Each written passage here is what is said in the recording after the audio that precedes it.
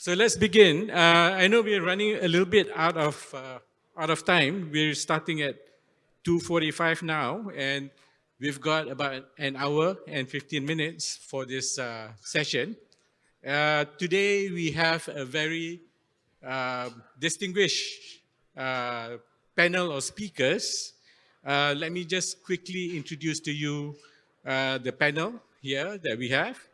Um, Essentially, to my right is Dato Benjamin Reynal. Dato Benjamin Reynal is the executive chairman for TAERG International Sendirian Berhad. Okay, to his right is Dato Henry Goh, the co-founder and group chief operating officer for MACROKIOSK. Uh, to my left is Mr.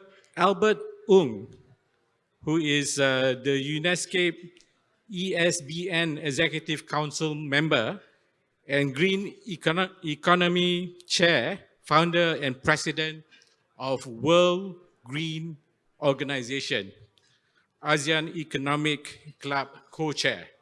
Okay, and to his left is Miss May Ng, the Senior Manager of Brand Communications and Marketing of Digital Penang Sdn Bhd. And to her left is Inche Mohamad Fadzly bin Moftar, who is the head of implementation and coordination unit for Penang Port Sdn Bhd. So welcome, gentlemen, ladies and gentlemen, to the panel. So today we actually have the panel entitled Digitalization and Green Economy, Shaping Penang's Future.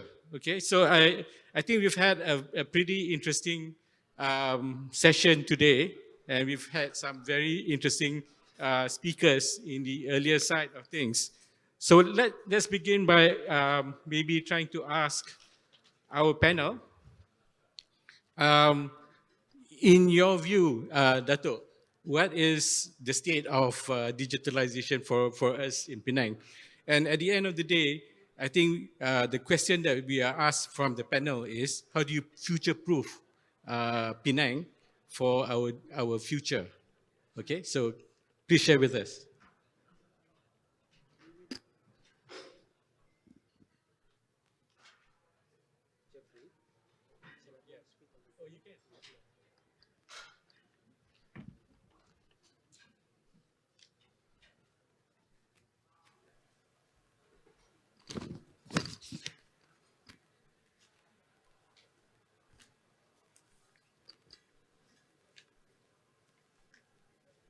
I hope you all had a good lunch. Distinguished guests, my speech will be very simple because my speakers before me have got all the statistics and all the figures. They've all disclosed that. But then, if you're overseas and mention Penang, most people will picture a breezy of green palms and blue seas, the envy of many, making you feel at ease and proud to a Malaysian. Yet, as we know, Penang has attracted some of the biggest industries and manufacturers in the world. I have, therefore, nothing to say. Digitalization is already in Penang, powering up the green economy out of its exposure and perhaps necessity. And the dreaded pandemic has fast-tracked the growth. But it should be further exploited and marketed strategically with a vision for its dynamic usage here, now, and for the future economy of Penang. A city-state next in line to Singapore and just as well known the world over. Snapping one's finger won't materialize a green economy. A workable digitalization program must prevail. It needs a bit of dreaming and imagination to effectively align Penang to gain popularity as a busy and key financial center for green economy. By disrupting traditional anti-environmental practices and fossil fuel dependent technologies, adopting progressively the use of digitalization in harnessing and harvesting, and natural resources should be the game plan. It will set a whirlpool to create a wave of green socio-economic activities to Penang's land-starved but mostly urban-based landscape. Ideally suited to automated agriculture, to seafood farming, to SMS, and to large-scale industries. What is green economy? Green economy, digitalization, AI is being banged around all over the place. It is the safe and considerate usage of natural resources by providing an infrastructure for economic opportunities and incentives to safeguard and protect the environment against climate change. In short, reduce environmental impact by regularized implementation of sustainable, eco-friendly facilities. A localized green economy is much dependent on cross-border applications of data to keep up with big-time geopolitical developments, like China's One Belt, One Road initiatives, which is imminent to kickstart Penang for an industrial boom never experienced before.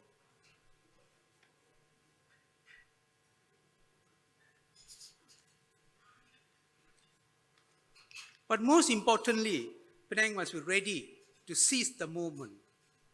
It must invest and initiate climate-friendly developments in their forward planning by collaborating with all the stakeholders, much more with the private sector.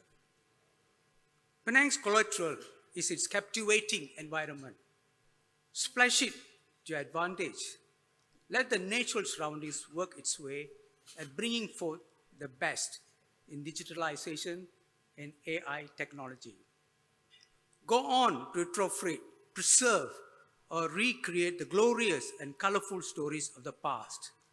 Like a lighthouse of the olden times, can jumpstart a kind of romantic euphoria. With digitalization and AI, you can create an immersive showtime on and along the shores and the surrounding seas.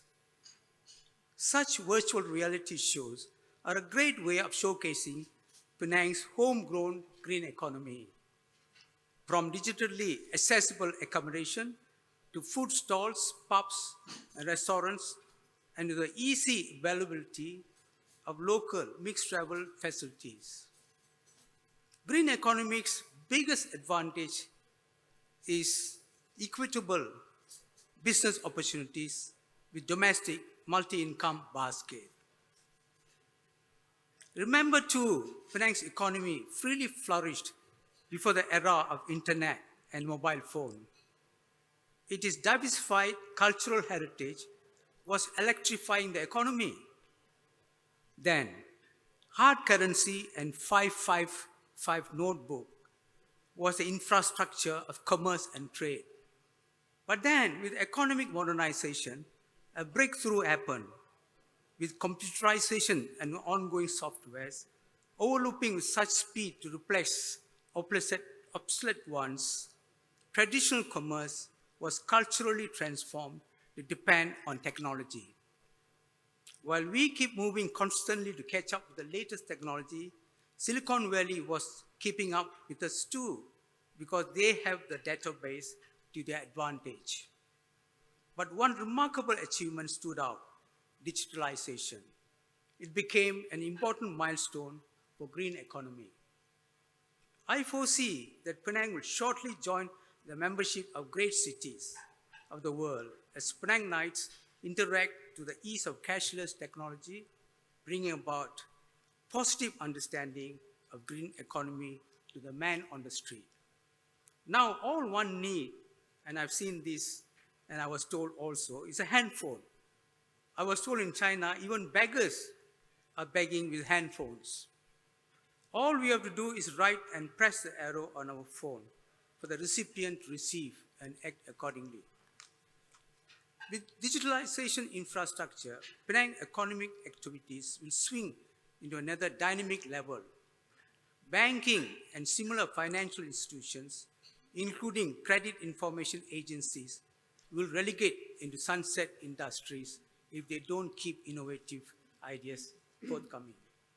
This green economic wave will eventually create a momentum for social transformation and equitable wealth distribution, creating a oneness community happy to live in Penang with an assured good environment and enhancing population growth with confidence in prosperity and political stability. When we speak of Penang, green economy has caught on. Therefore, it is an unstoppable phenomenon that must be regulated and constantly and continuously by foolproof guards and softwares built in to prevent potential security risks. Green economy, with its multiple benefits, will eventually dignify the self-esteem of everyone, irrespective of educational or occupational skills or gender. In conclusion, Penang is fortunate to be gifted by a vibrant and visionary team of leaders from its governor, His Excellency Tun Ahmad, and Chief Minister YAP Chow Kun Yao, and the illustrious EXCO members to lead Penang by following worldwide trends.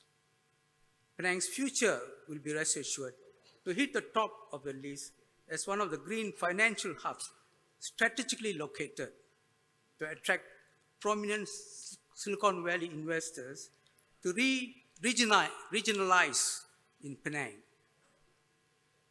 eager to capitalize on Penang's humble and cooperative business culture. These investors are preoccupied surveying to set up the research centers to win the race to quantum technology. Quantum technology, Penang must be ready. I hope Penang will get their infrastructure and make sure they will attract these research centers to Penang.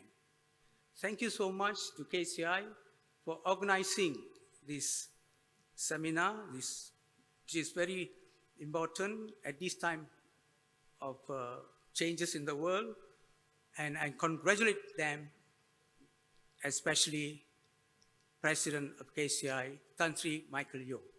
Thank you so much. Thank you so much, Dato, and very poignant, sharing of information there. So next, if I can invite Mr. Albert Ong, perhaps you can share with us your thoughts on the matter.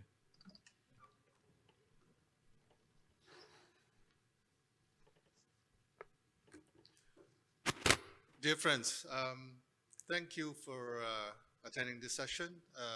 I hope to bring everybody a new level of understanding of what green is really all about before I start talking about green economy.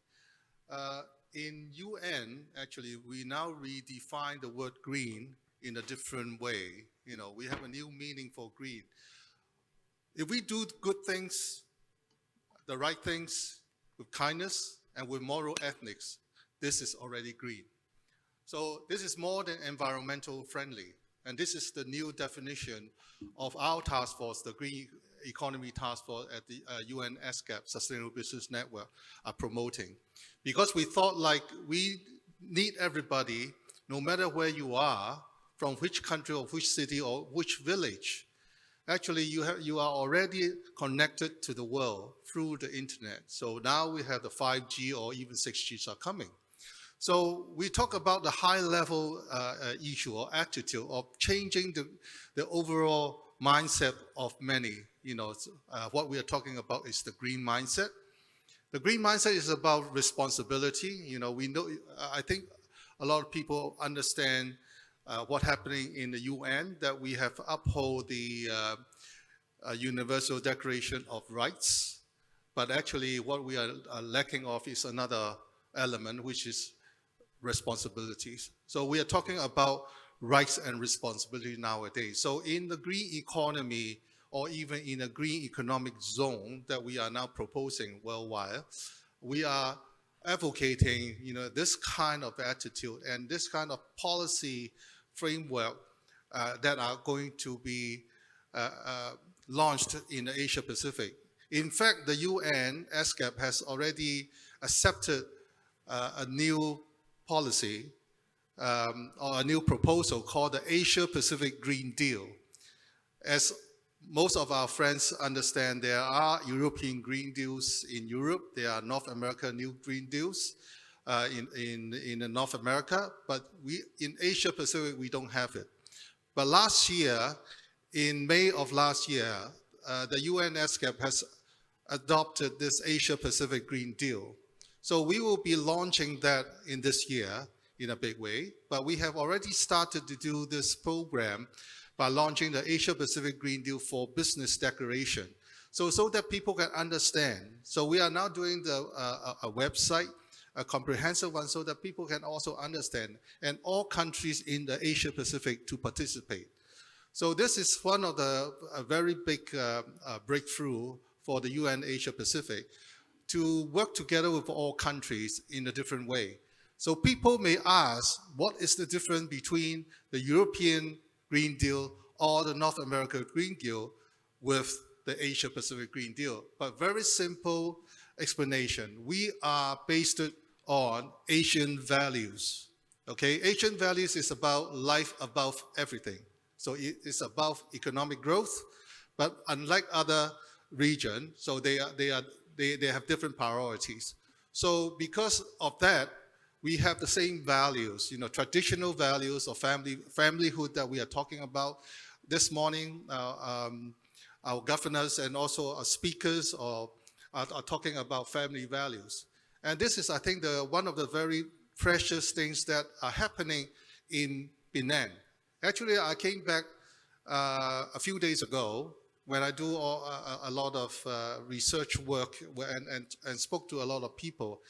And today's speakers, I was very fascinated and also feel very passionate about what they are talking about, because a lot of Penang people came back to their hometown to contribute. I think this is one of the very rare things that are happening, and they are very dedicated, and things are happening a number of years ago.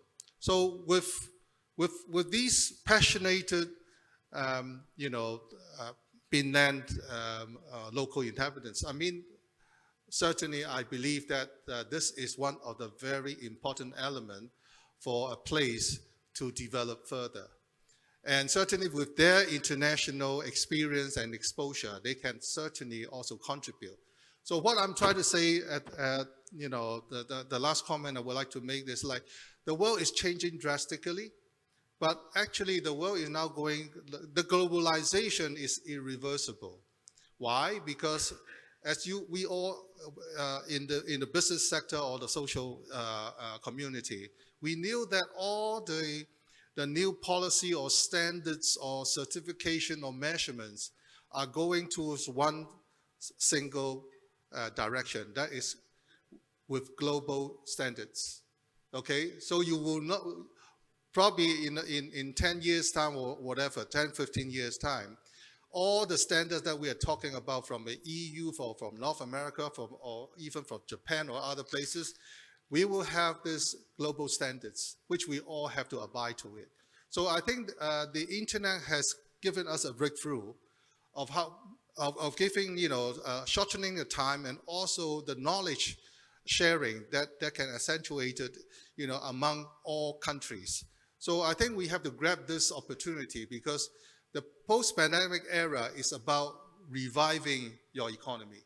Okay, there are massive opportunities if you think it with an open-minded, attitude.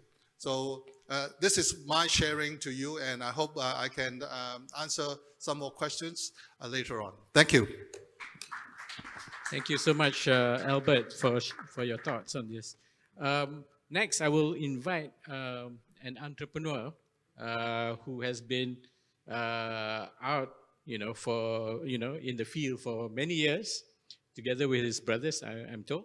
And he has done business across many countries, so very experienced person, to share his background and his experience on digitalization and the green economy and how we can future-proof Penang for that. All right, Over to thank you, Henry. Yeah, so Dato' I'll Henry. just take on from this comfortable couch. All right, so good afternoon, everybody. My name is Henry. I'm actually a Penang as well, but I'm currently based in Kuala Lumpur for many years. I've started a company called MACROKIOSK in KL together with my brothers for the past 23 years, and we are now operating out of 12 different countries across this region. Our company's objective is really helping companies to go digitalization.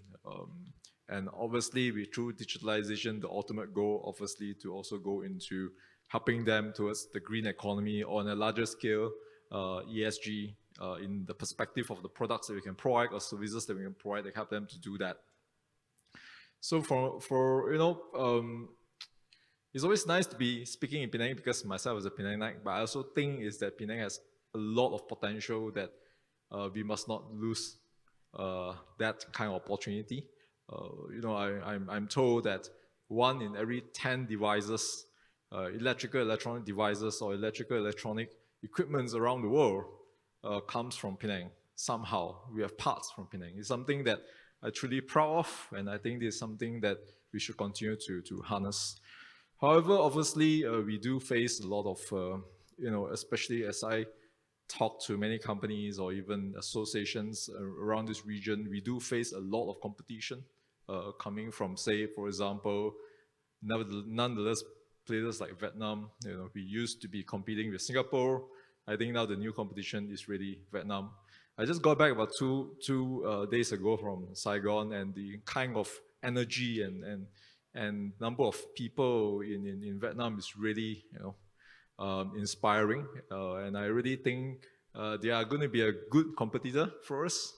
And I truly see is that why they are strong competition to us is really because they are adopting new manufacturing technologies. They are also very open to adopting new technologies onto their manufacturing process, such as, for example, they are now building one of the largest windmill farm in Asia, in Vietnam. And I think that will enable them to then attack or to capture the green economy businesses, such as, for example, industries in Vietnam is now starting to seek for electricity coming from renewable sources. That's one very important thing. And I think while in perspective of Penang, we can then look at getting government to lead the project, like building the wind farm first. But I really think is that the approach should then come from industry players to try to then push the government in terms of driving a demand of having reliable and renewable energy. And I think this is something, this is a very first part of the green economy. I really think so. But having said that as well, not just about the electric sources, but I also think is that there must be a very clear direction that industries needs to approach. We have been working with some of the major companies as well, especially in the technical sector. A lot of time when they talk about digitalization is then how can I sell my product easier through e-commerce, through selling on Lazada and Shopee and what's not, right? I think that is not really what digitalization is. I think digitalization is truly how can you use it in a form of trying to improve your cost efficiency. I think that's the very first important thing. And also to increase our value chain between the whole industry itself. Like for example, I know of a company in Johor that produce plastics, and they have invested very high technology manufacturing machines that manufacture plastics. And this plastics has to be more green certified. I mean, how would be a plastic become green certified? You're talking about plastics being something that is hard to do, but because of that, they are now able to export to many countries like in Korea, in Japan, to Germany, for example, and simply because the investment towards high-tech products that can manufacture green compliance products that we can then export, even as difficult as plastics, for example. I think this is really key important that I think industries in Penang, I'm sure there are many that are already doing it, but I think this is something that we can do more to how towards making it.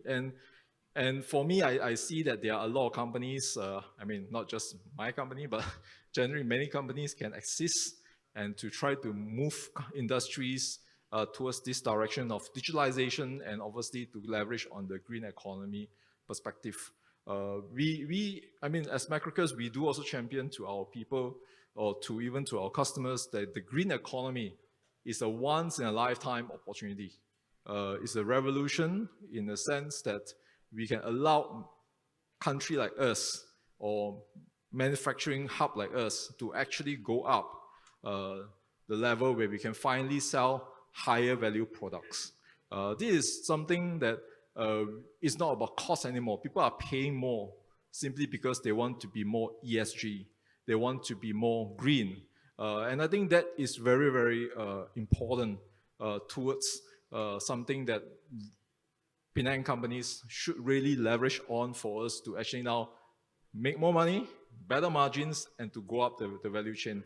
I mean, just one example, right? I mean, in Singapore, there's also a lot of stuff that is going towards this direction. For example, right, I mean, places like Malaysia or Thailand in perspective, right? We have been talking about, we have been manufacturing cars for decades. And there's none that's manufactured in Singapore because it's very expensive and they don't have the ecosystem.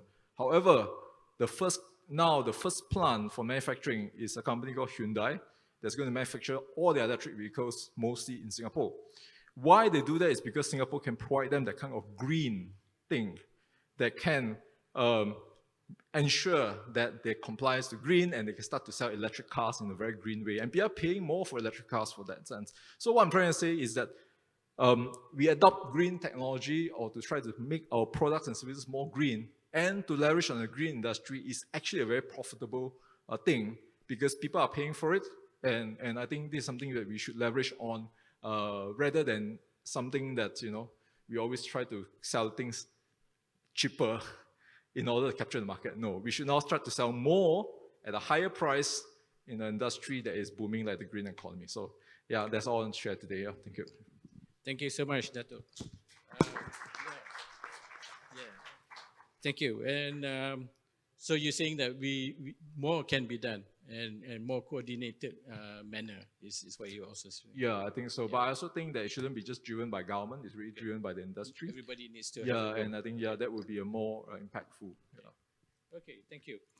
So and then earlier today we've also heard from YAB, the Chief Minister, on his vision for the state 2030, and Digital Penang was mentioned more than once in that vision as being a very key organization to drive that vision. Let's hear from Ms. Tan, Ms. May Ng, on what is Digital Penang up to these days, and are we doing enough for the state and the vision? Thank you, Jeffrey.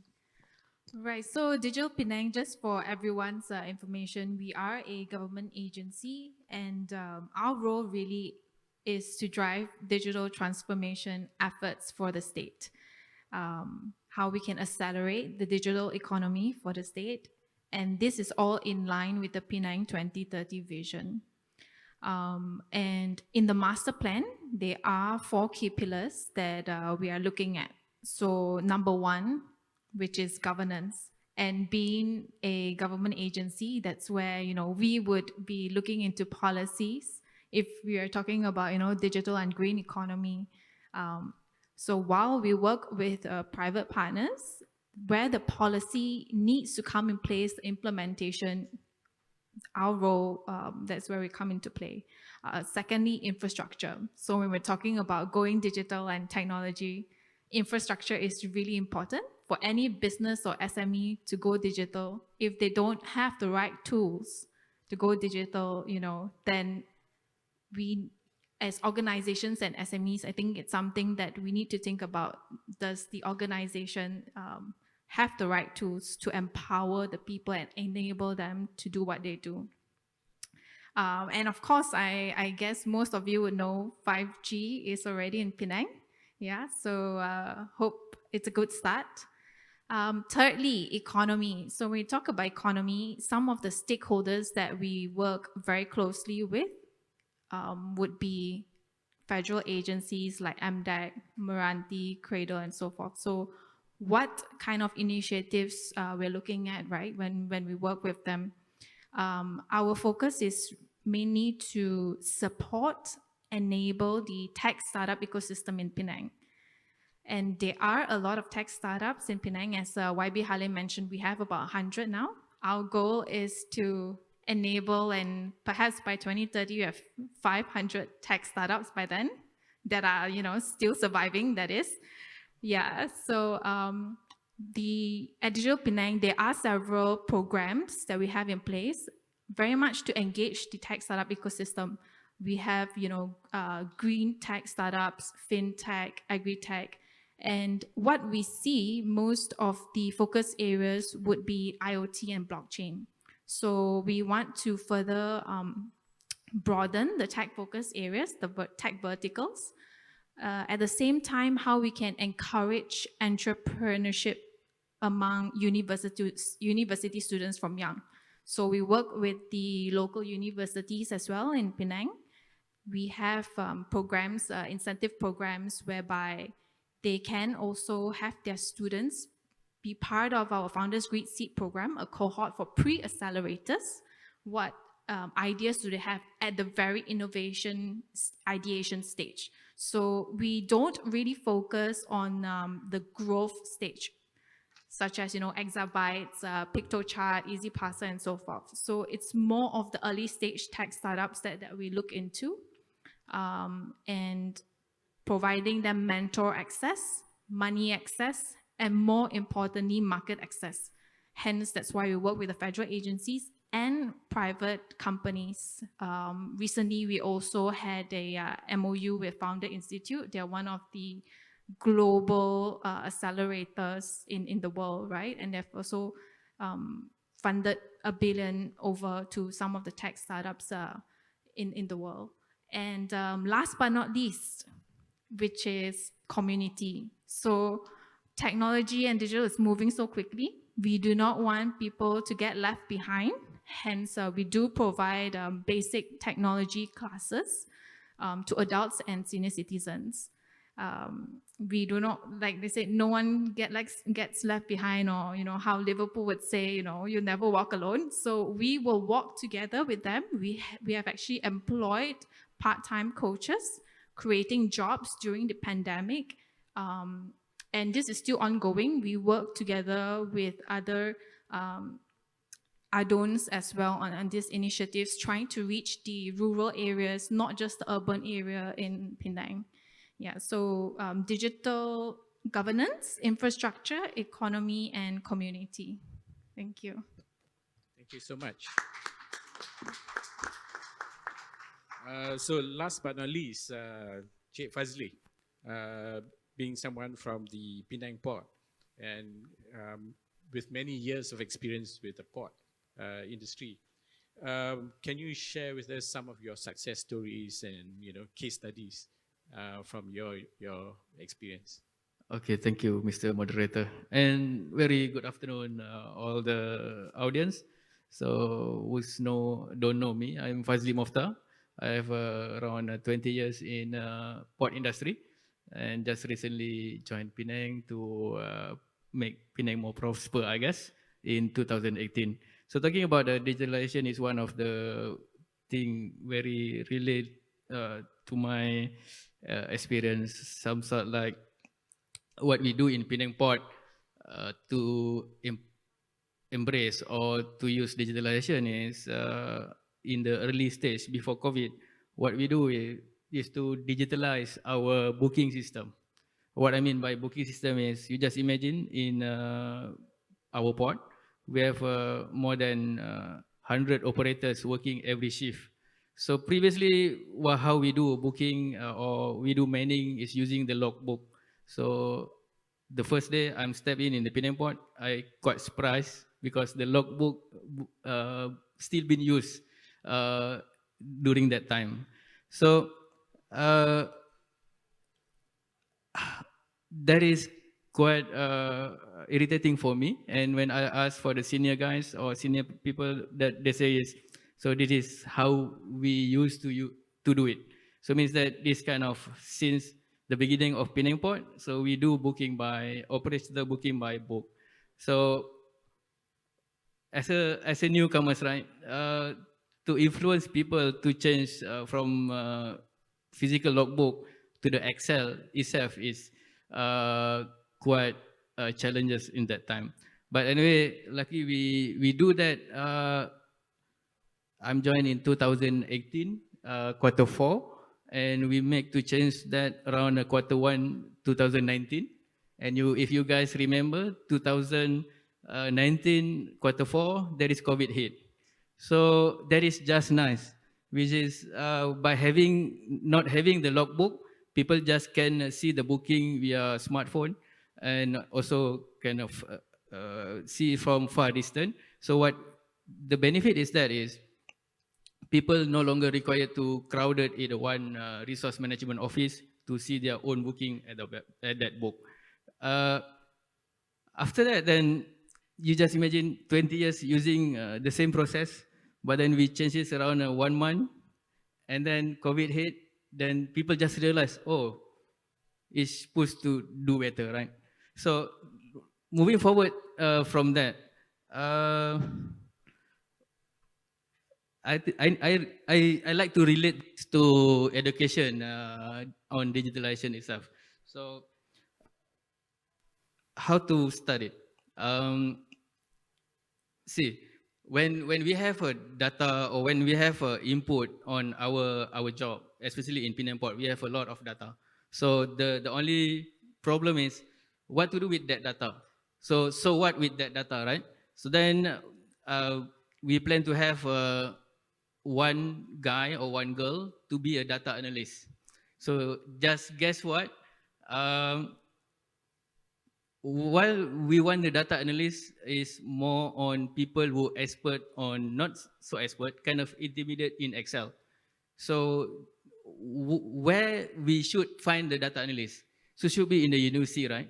So I shop around in a local university for the mathematical student. So student who have a mathematics degree, who I assume they have little bit master in Excel. But sadly enough, so Excel not been teach at the university. So University of Mathematics, the Faculty of Mathematics been teach other advanced model, some sort like SAS and others. So so hard to say, but that is real true. So what I think how can we do is kind of, yeah, we like May said, as a community function, right? We should aware what we should know about the industry and how then education players can provide the good talent which is relevant. And changing from the logbook to Excel is kind of no-brainer, right? That is kind of new thing. I mean, can be done. But then how then, if we want to embark on another more advanced stuff, some sort like we need to have a kind of AI things, machine learning features. So that's why we are also looking for solution provider in around Malaysia. I mean, local solution providers. But then for now, we still not have that yet.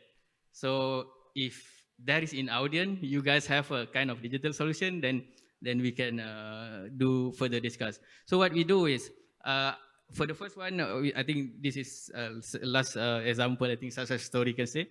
So that is the first of the people booking. So when we do the advanced stuff, we tend to do on digitalize our ship planning schedule. So you can see the ship go to terminal, right? So we have a schedule. But we in Penang, our schedule integrity is nearly 90% inaccurate. So for example, we should have vessel on 1 o'clock in the afternoon. That is not there, not after 1 hour, not only, sometime after 1 week, the vessel is still not there.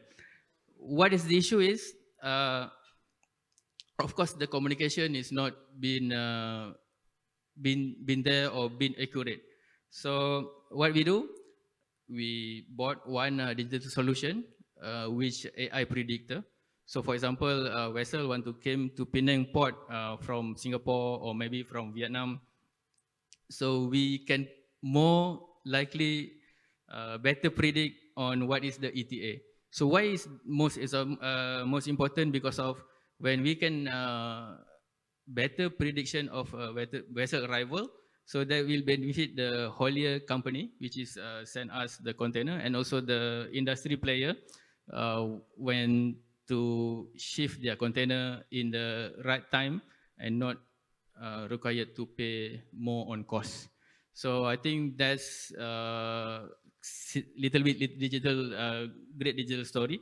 And related to Mr. Dato Henry from Vietnam, like, so actually we are in the midst of build our new ferry in Vietnam by European company.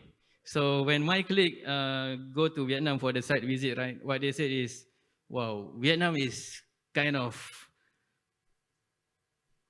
so fast and advanced. So yeah, I think someday we are in the top in our chain. So someday we need to learn.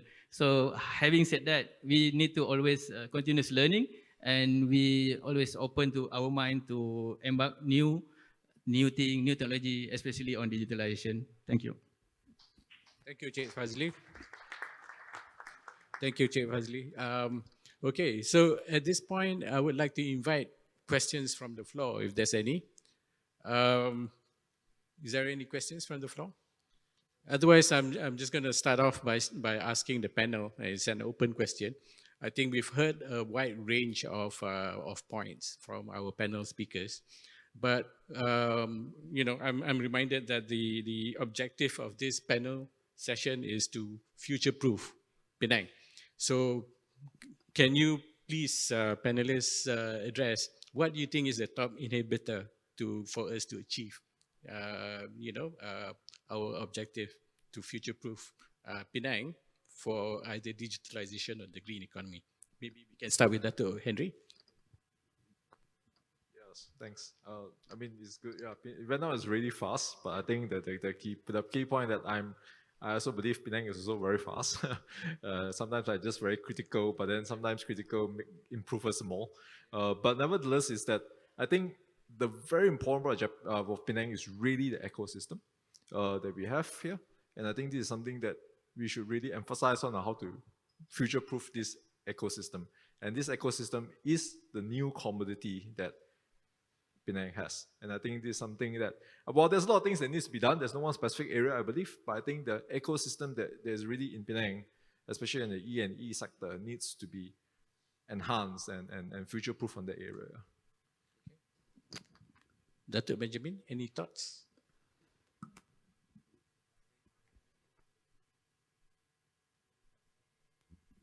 I feel Penang should be able to deregulate a few conditions and open up to private sector more openly, in a sense, friendly way. And they must provide initiative and support far what they are doing now. One of the greatest failures I've seen in Asian countries is too much of regulatory and conditions, and the state government or the federal government, they themselves are doing the business against the private sector. So I feel the private sector must be given every opportunity.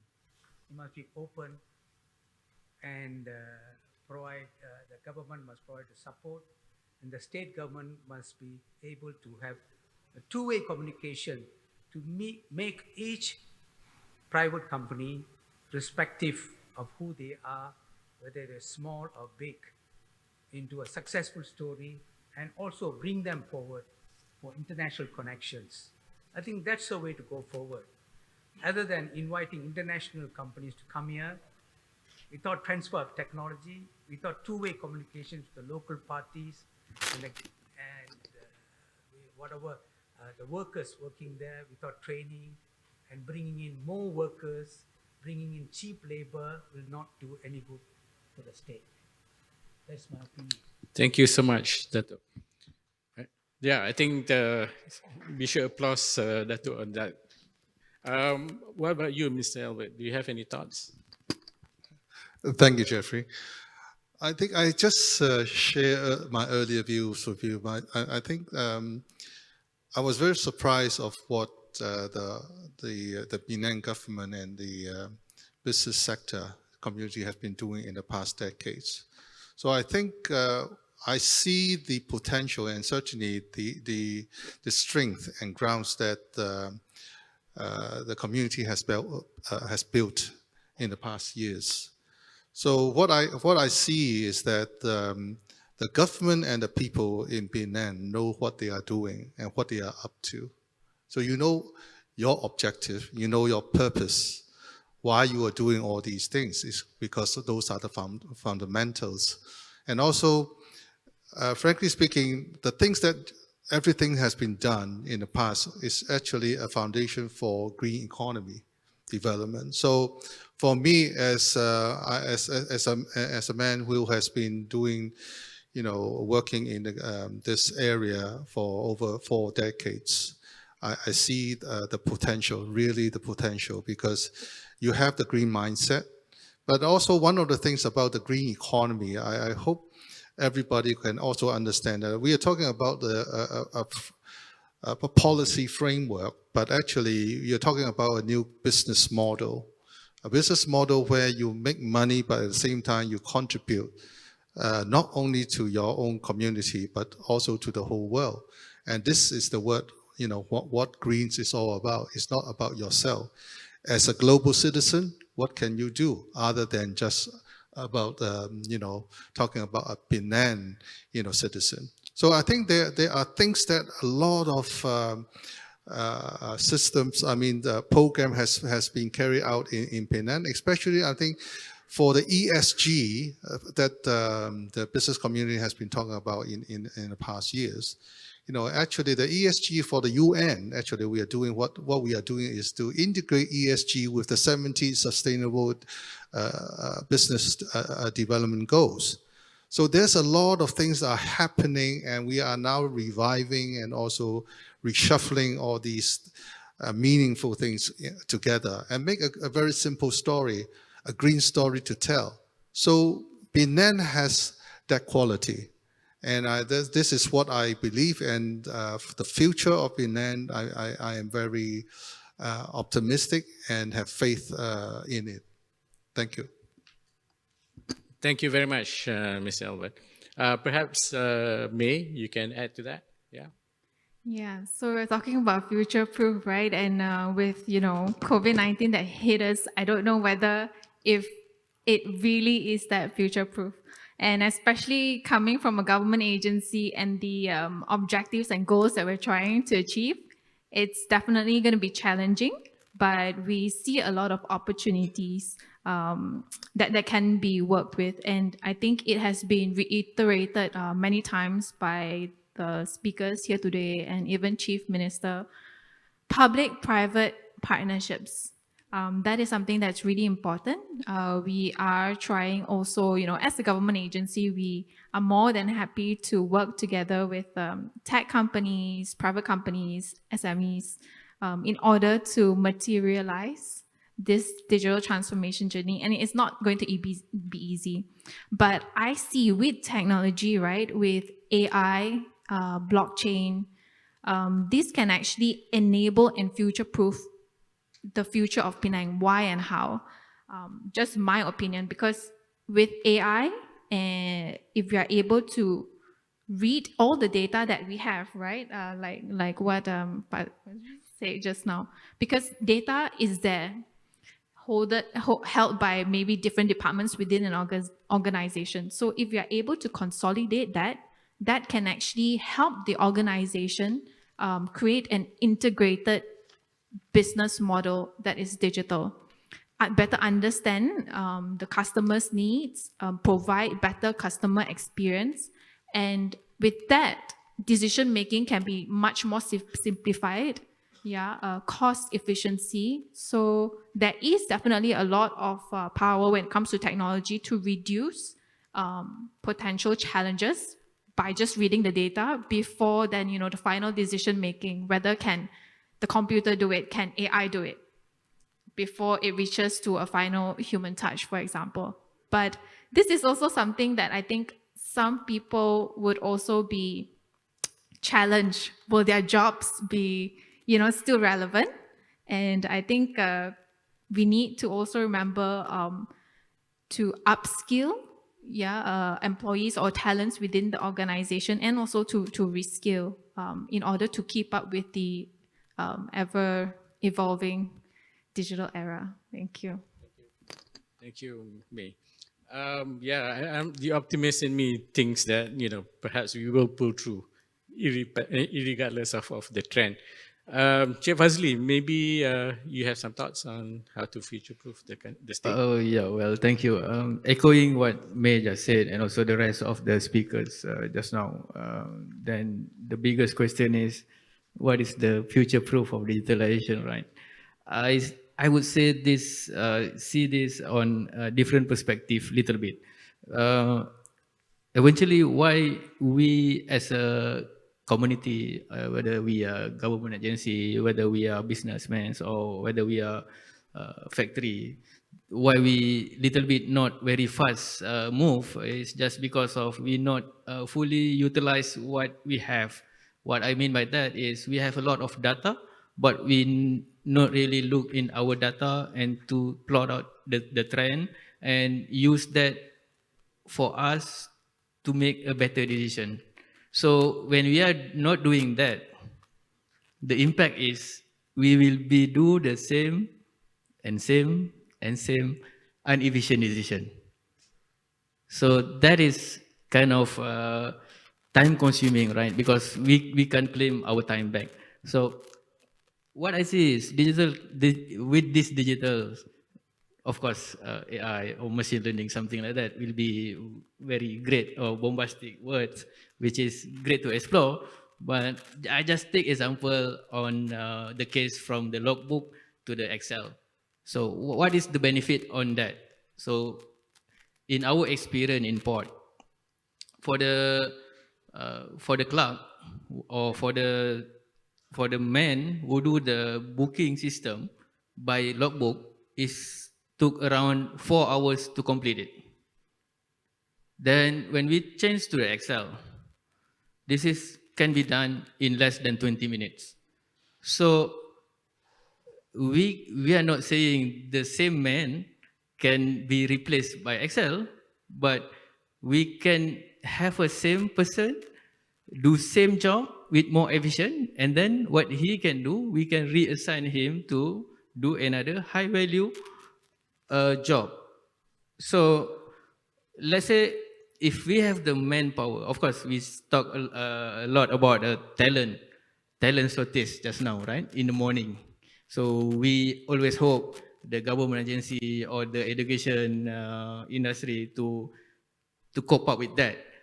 Eventually, we in the industry, we have a lot of talent not fully been utilized, to be honest. So why not we internally can look on that? So how then we can help ourselves to, let's say we pay maybe 3,000 or 4,000 ringgit per month as a salary, to make them have a better revenue or better value on that. So when we can see the value from digitalization itself, especially in the financial benefit, so of course, it is easier to convince who's in the what we call decision maker to make a better decision, and we can, I believe, in near future we can accelerate the digitalization. So yeah, that is surely our future with digitalization can be more brighter than. Okay, thank you so much. Okay, thank you. Yeah, so we've actually run out of time. I guess we have a lot of sharing from the panel today. If there are no other questions, then let me just quickly try to summarize. If I hear you guys correctly, Dr.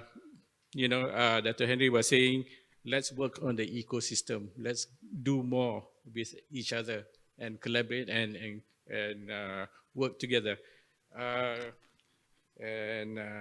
Dato Ben was saying, let's explore regularization or to open up the regulations to make it more friendly and more facing the economy and opportunities. Yeah, and Albert was saying perhaps the business model could be innovated more on, right? And Ms. May was talking about the infrastructure being there. Yeah, let's work on it. Let's work together. Everything is there. And Fadzly was talking about how to push the talent and make them do more. Okay, so hopefully we've shared some interesting things with you in this panel. And let's thank the panel together. Give them a round of applause. Thank you very much. A big thanks to Mr. Jeffrey Ibrahim and our members of the third panel on digitalization and the green economy.